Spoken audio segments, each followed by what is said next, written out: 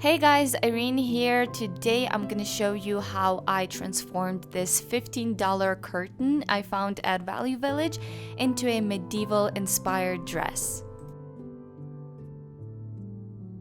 The curtain that I got consisted of two exactly the same pieces, each of them 125 centimeters on the short side and 270 centimeters on the long side.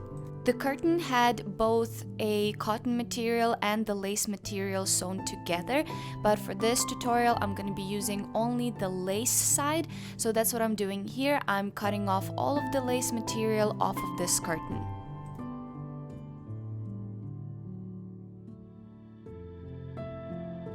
I'm gonna use this first lace piece of fabric to make the shirt of the dress. First, I'm gonna fold the fabric in half on the long side and cut it to create two identical pieces.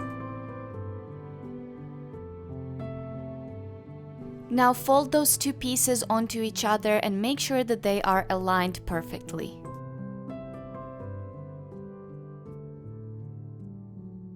I'm gonna be mostly using this pattern that I found on Pinterest and also using an existing dress to help me cut out the shape of the shirt.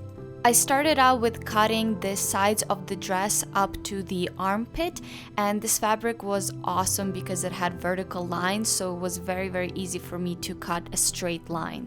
The width of the shirt came up to be around 60 centimeters.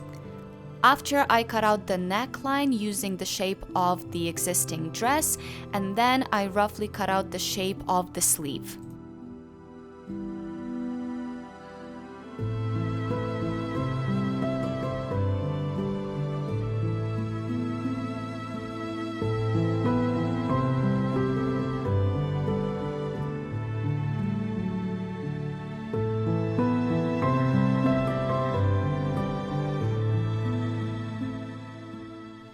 Now I'm gonna fold the fabric in the middle, align all the corners, and now I'm able to cut out the exact same shape of the sleeve on the other side.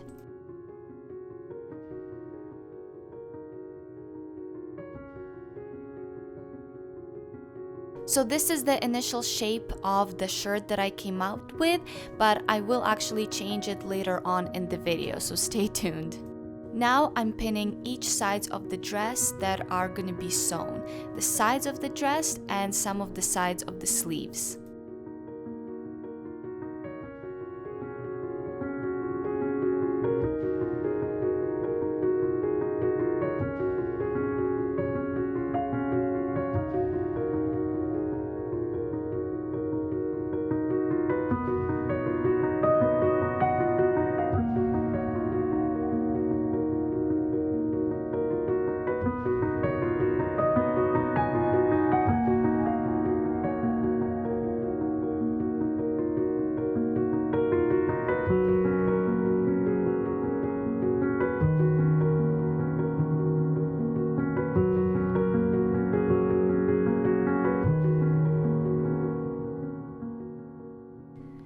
Now it's time to sew all of the sides that I pinned.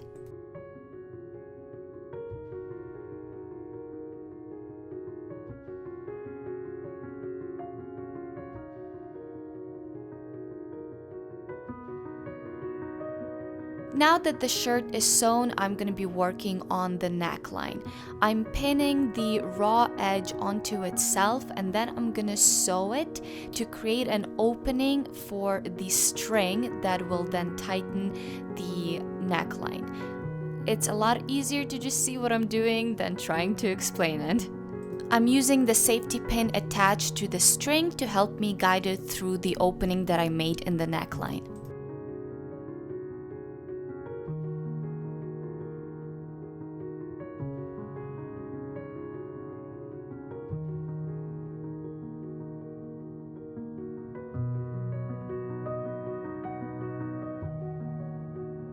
After I tried on the shirt, I decided to make a few changes. I wanted to make the neckline deeper and change the sleeves just a bit. I decided to cut the sleeve more straight and give it a bell shape instead of the shape that I had before.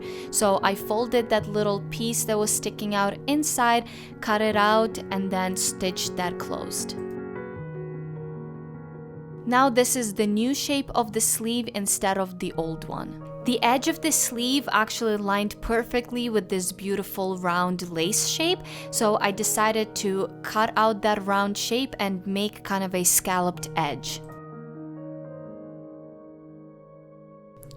Now, I already made the neckline, but I thought that it wasn't deep enough, so I cut out the neckline again, and this time it was 45 centimeters long from shoulder to shoulder, and it was 30 centimeters deep. And then, just like before, I repeated the steps with folding the raw edge of the neckline onto itself, sewing it down, and then putting a thread through it.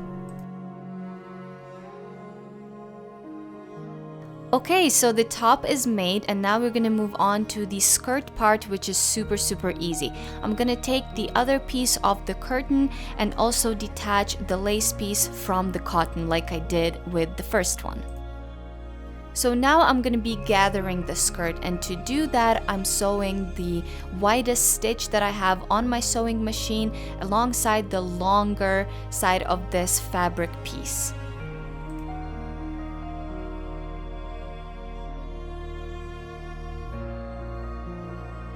Now that you've done that to the whole entirety of the fabric, you can pull one of the threads and gather it.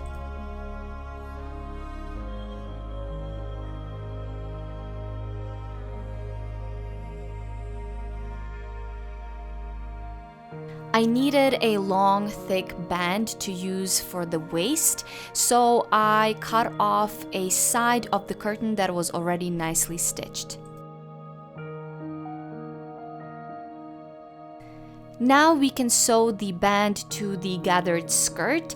I measured my waist, gave it a little bit of slack, and the skirt length turned out to be around 70 centimeters.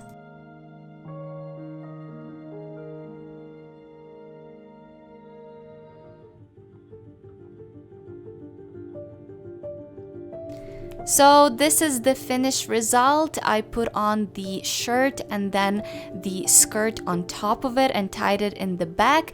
It's sort of an apron, not really a skirt, but this way it will fit a variety of different bodies and different sizes, so I can use it on different models. I hope you guys enjoyed this tutorial, and if you do make this dress, please tag me on Instagram or send me a message. I would love to see what you guys create. Let me know if you would like to see more DIY videos, and I'll see you guys in my next video. Bye!